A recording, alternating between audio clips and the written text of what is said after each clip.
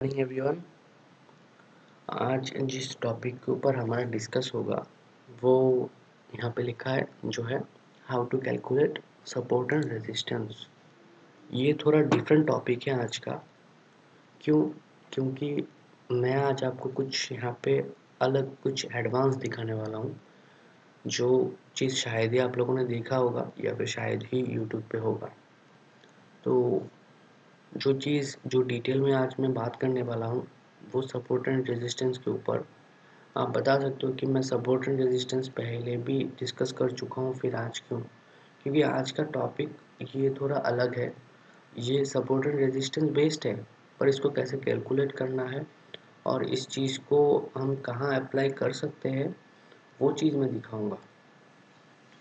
क्योंकि क्या होता है कि कुछ कुछ बिगिनर्स ऐसे काम करते हैं कि सिर्फ सपोर्ट एंड रेजिस्टेंस के ऊपर मास्टर करना चाहते हैं और उन उस सपोर्ट एंड रेजिस्टेंस के ऊपर ही वो काम करना चाहते हैं।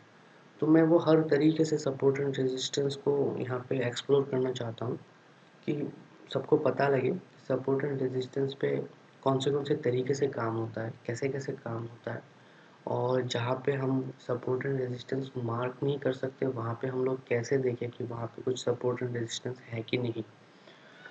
तो आइए बात करते हैं। सबसे पहले तो मैं डिटेल में इन चीज़ों को बताने से पहले मैं ये चीज़ आपको दिखाना चाहूँगा जो है सपोर्ट एंड रेजिस्टेंस, मतलब कैसे हमें कैलकुलेट करना होता है। पिवोट पॉइंट जिसको बोलते हैं, इसको कहाँ से लगाना है मैं आपको यहाँ पे लगा के दिखाता हूँ। पिवोट पॉइंट स्टैंडर्ड, इसको लगाना होता है और यहाँ पे आप जो सेटिंग्स है वहाँ पे आपको ट्रेडिशनल चूज़ करना है और कुछ एक्स्ट्रा चूज़ करना नहीं है, ट्रेडिशनल चूज़ करना है। और यहाँ पे बहुत सारे हैं, तो मैं आपको एक दिन का दिखाऊंगा। तो यहाँ पे मैं एक चूज़ कर लूँगा, 15 नंबर है जहाँ पे मैं 1 चूज़ करता हूँ, तो मुझे यहाँ पे एक दिन का दिखाएगा। तो सबसे पहले इनका डिटेल समझते हैं क्या है। पिवट पॉइंट का डिटेल होता है previous day high, previous day low and previous day close divided by 3। ये होता है पी मतलब pivot, pivot point, pivot pivot line होता है और उसके साथ हमें ये कैलकुलेट करना होता है R1 मतलब रेजिस्टेंस 1 मतलब P into 2 minus previous day लो। तो यहाँ पे आपका निकल जाता है R1। R2 के लिए आपका P plus previous day high minus previous day low निकल जाता है R2। R3 के लिए high plus 2 equal to high जो होता है वो प्रीवियस डे हाई होता है, और उसके बाद यहाँ पे 2 इंटू 2 जो यहाँ पे पिवोट P इंटू 2 जैसे हम लोगों ने यहाँ पे कैलकुलेट किया था, यहाँ पे हाई प्लस 2, यहाँ पे P minus low, pivot double pivot minus low, तो यहाँ पे R3 निकल जाता है। इसका मतलब क्या है? ये कैलकुलेशंस है जो सपोर्ट एंड रेजिस्टेंस वो निकलते हैं, ये कैलकुलेशंस के ऊपर निकलते हैं। अब यहाँ पे बात चल रही है कि किस चीज़ का कैलकुलेशंस। मान लीजिए कोई एक स्टॉक ऑल टाइम हाई पे है, आपको कैसे समझना है? जैसे आपके सामने रिलायंस जो कुछ दिन पहले तक ऑल टाइम हाई पे था, है ना? तो आपको कैसे समझना है कि ये यहाँ पे तो आपके लिए कोई डेटा है नहीं। आप कैसे इसको कैलकुलेट कर सकते हो कि ये ऊपर है तो कहाँ तक ये जाएगा या फिर ऊपर क्या रेजिस्टेंस है? क्योंकि सपोर्ट देखने के लिए तो आपको नीचे मिल जाएगा सपोर्ट, पर अगर कोई स्टॉक ऑल टाइम हाई पे है तो आपको उसको कैसे कैलकुलेट करना है कि वो कहाँ तक जाएगा और या फिर कौन से रेजिस्टेंस तक वो पहुँचने वाला है। एक मेथड है जिसको बोलते हैं RSI मेथड या फिर MACD मेथड, जो मैंने दिखाया है डिटेल में, जहाँ पे आप डाइवर्जेंस को खोज सकते हो कि डाइवर्जेंस होता क्या है, वहाँ पे डाइवर्जेंस कहाँ पे दिख रहा है। ये एक चीज़ हो गया।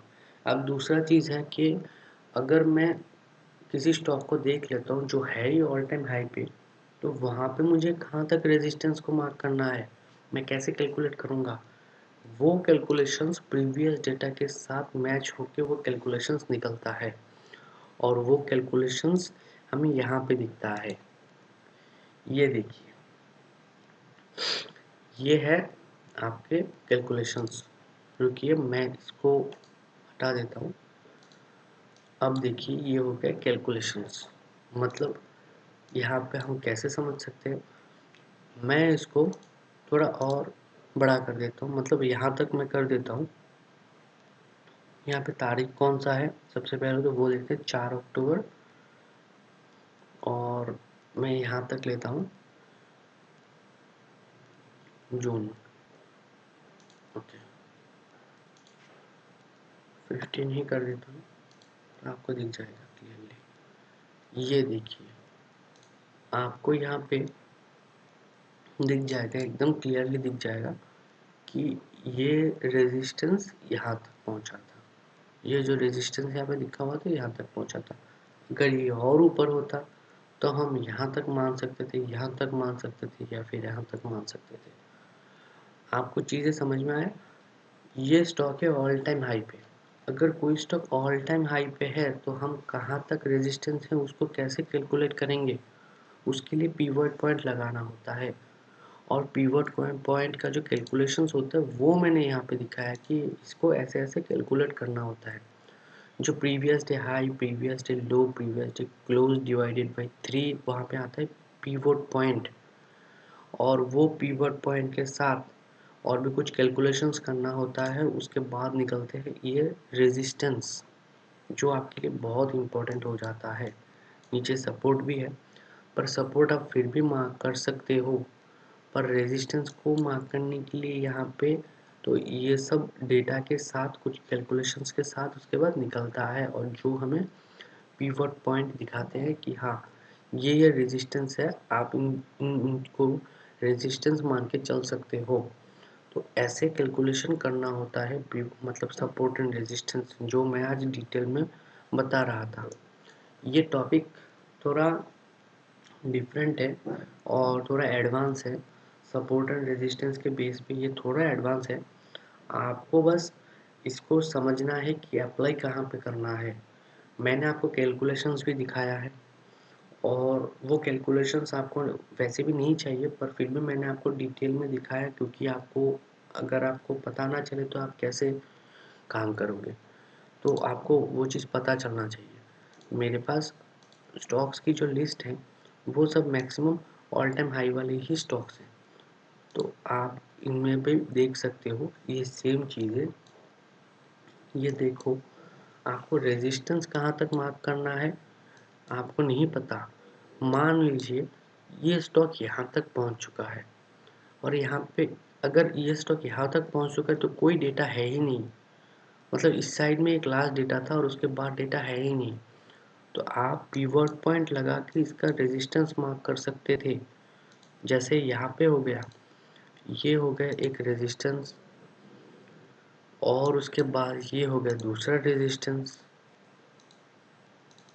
ये हो गया तीसरा रेजिस्टेंस, ये हो गया चौथा रेजिस्टेंस, और ये हो गया पांचवा रेजिस्टेंस।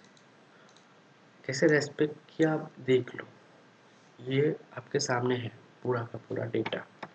अभी किसी और स्टॉक में देखते हैं तो उसमें भी आप देख सकते हो कि डेटा और कुछ है नहीं। तो यहाँ पे दिख रहा है कि यहाँ पे एक डेटा था जो इसने यहाँ पे प्रॉपर रेस्पेक्ट किया और वो ऊपर चला गया। अभी ऊपर रेजिस्टेंस है तो उसके पास जाके वो नीचे आ रहा है। अभी अगर यहाँ से बाउंस बैक करता है तो और भी ऊपर रेजिस्टेंस है, ये तो है, और भी ऊपर रेजिस्टेंस है। तो आपको इस चीज़ को ऐसे समझना है। स्टॉक की बात करें तो यहाँ पे और एक रेजिस्टेंस है जिसके आसपास जाके ये घूम गया। अभी यहाँ से फिर से बाउंस बैक करेगा तो ये तो रेजिस्टेंस है, और उसके बाद ये भी है। और इसको भी देखो, रेजिस्टेंस, इसको इसने रेस्पेक्ट किया, अभी इस रेजिस्टेंस के पास है, और इसके ऊपर और भी रेजिस्टेंस है। अगर तोड़ता है तो और भी ऊपर तक जाएगा। तो जब कोई डेटा ना हो, यहाँ पे डेटा है और यहाँ पे डेटा नहीं है, जब किसी स्टॉक के अंदर डेटा ना हो मतलब आपको सपोर्ट एंड रेजिस्टेंस मार्क करके काम करना हो तो आप ऐसे कर सकते हो। ये बहुत ही एक बढ़िया मेथड है और सबसे पहले तो आपको समझना है। अगर समझ गए तो बहुत ही इजी मेथड है, क्योंकि आपको इस पे ज़्यादा दिमाग नहीं लगाना है। आपको बस ऑल टाइम हाई वाले स्टॉक्स को ढूंढना है और उसमें आपको ये रेजिस्टेंस देखना है कि हाँ यहाँ तक पहुँच सकता है और यहाँ तक हम होल्ड कर सकते हैं प्रॉपर एसेट के साथ। तो आज के लिए इतना ही। इस वीडियो में कुछ डाउट्स वगैरह हो तो आप लोग मुझे कमेंट सेक्शन में बताना, और वीडियो अगर अच्छा लगे तो लाइक एंड सब्सक्राइब ज़रूर करना दोस्तों। Thank you so much.